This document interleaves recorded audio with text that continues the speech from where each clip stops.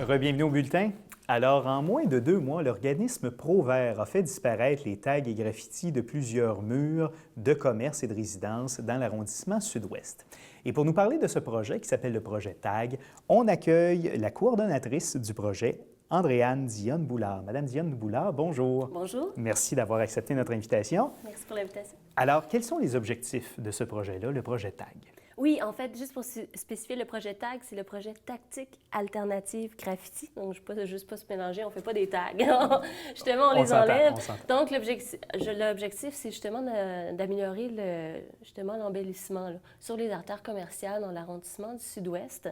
Donc, justement, le projet nous a permis aussi d'étendre l'enlèvement des graffitis sur les autres artères, les rues qui étaient un peu moins fréquentées pour vraiment avoir une intervention d'ensemble. Donc, c'est assurer l'embellissement, mais aussi le verdissement sur les artères commerciales qui souvent sont très bétonnées. Donc, on met aussi des végétaux, des plantes grimpantes ou des plantes qui vont bloquer l'accès sur le... Bloquer la possibilité de faire des graffitis. C'est ça, exactement. Est-ce que c'était un projet qui était actif dans chacun des 4 quartiers de l'arrondissement sud-ouest? Oui, c'était déjà un programme qui était offert par l'arrondissement gratuitement aux propriétaires. C'était principalement pour les artères commerciales, donc Notre-Dame, Manque, Saint-Jacques, Saint-Antoine. Aussi, c'est un programme qui était gratuit. C'était offert par une entreprise qui était privée. C'est un programme qui existait depuis plusieurs années et là qui est reconduit pour 3 ans. Donc voilà, et c'est vous qui allez le piloter pour les prochaines années, c'est exactement, ça? Donc exactement. voilà, vous êtes un organisme à but non lucratif. Oui. On y viendra tantôt parce que vous faites plus que ce programme-là, vous faites aussi bien d'autres choses, on y viendra tantôt. Parlons précisément donc de ce programme-là. Quel est le procédé pour enlever un graffiti? Est-ce que c'est long? Est-ce que c'est compliqué? En fait, on veut justement agir très rapidement parce qu'il y a plusieurs solutions justement pour prévenir les graffitis. Puis une d'elles, c'est d'agir justement très rapidement pour que le graffiti ne soit pas visible, donc parce que le graffiteur veut être vu. Donc, c'est d'agir très rapidement. Donc, au niveau des procédures, c'est ça que nous, on demande l'autorisation du propriétaire. Donc, on essaie de le faire très rapidement aussi sur place ou sinon par courriel ou par la poste. Donc, aussitôt qu'on a l'autorisation, on veut agir dans les 2 jours à venir. On ne le fait pas la fin de semaine, mais on fait agir dans les 48 heures. Dans les 48 heures, exact. Et si c'est une récidive, donc si le propriétaire nous appelle, sinon on fait du repérage aussi. Donc, si c'est récidive, on veut agir encore plus rapidement.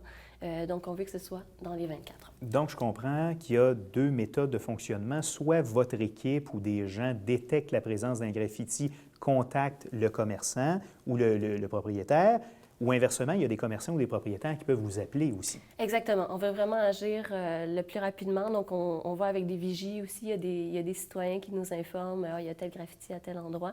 Sinon, c'est directement les propriétaires ou sinon, c'est par nous, là, par notre équipe qui fait du repérage sur le terrain.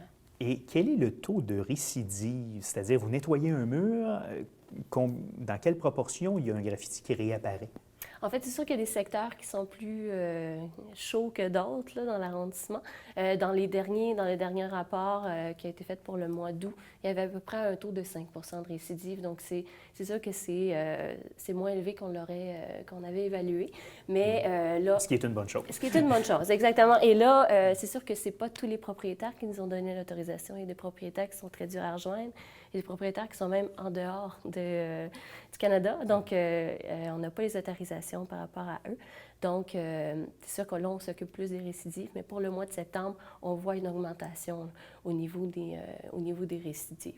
On parle de tag, on parle de graffiti. Est-ce qu'il y a une différence entre les deux? C'est-à-dire qu'il y a des choses qui semblent être plus des œuvres artistiques et d'autres qui semblent plus être une signature, en quelque sorte. Si je comprends bien, c'est ça, un tag, c'est une signature de quelqu'un. Exactement. Est-ce que vous faites une distinction entre ces 2 types de graffitis-là pour savoir ce que vous l'avez, ce que vous ne l'avez pas? En fait, je dirais que dans l'arrondissement, c'est principalement des tags. Sinon, C'est ça qu'on enlève, en fait. C'est vraiment les tags qu'on enlève. Au niveau, il y a des murales qui ont été faits, qu'on laisse.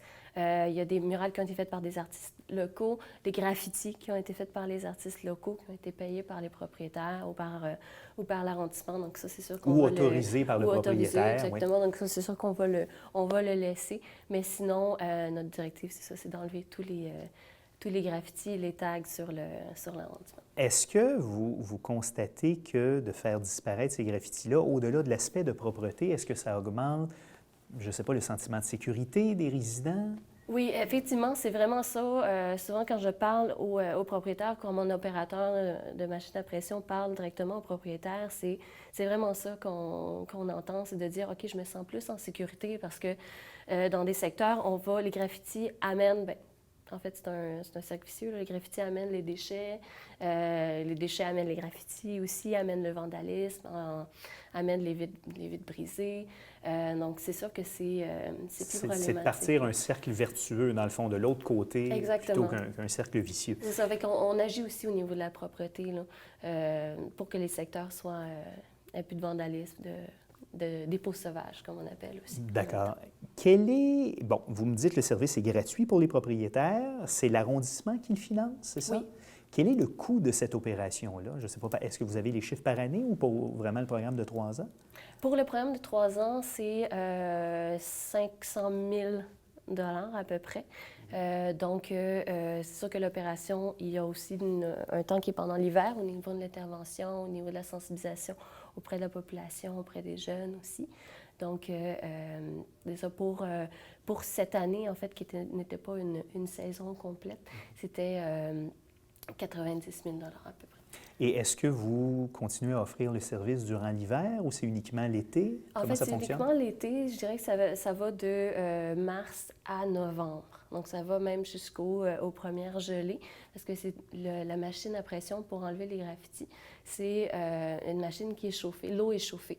Donc, on peut faire l'enlèvement aussi même à grand froid. Mais normalement, il n'y a pas non plus là, de graffitis, beaucoup de graffitis. C'est plus froid pour le nettoyer, c'est plus froid pour en faire aussi, j'imagine, des graffitis. C'est ça. Il nous reste 1 minute. Je veux aussi qu'on parle des autres activités, des autres services que votre organisme offre, parce que vous ne faites pas que le projet TAG. Non. Effectivement. On offre aussi des projets de jardin collectif, donc à la population. On a des projets de jardin en bac aussi, qu'on va installer des potagers, des petits jardinets, justement dans les CPE, dans les HLM. On a aussi des projets, le projet Le Canal Lachine prend son envol, qui consiste à assurer la propreté sur le canal Lachine avec des bénévoles. Donc, on a plus de 500 bénévoles par année. Et on fait aussi des projets de verdissement. Donc, ça va être, mettons, de désasphalter un stationnement et de mettre des arbres et des arbustes pour réduire les îlots de chaleur. Et pour en savoir plus sur votre organisme, on peut visiter votre site Internet. Quelle est l'adresse? Oui, le site Internet, c'est le www.provert.org. Sinon, il y a la page Facebook Provert Sud-Ouest. Parfait. Andréane Dionne-Boulard, merci beaucoup. Merci à vous.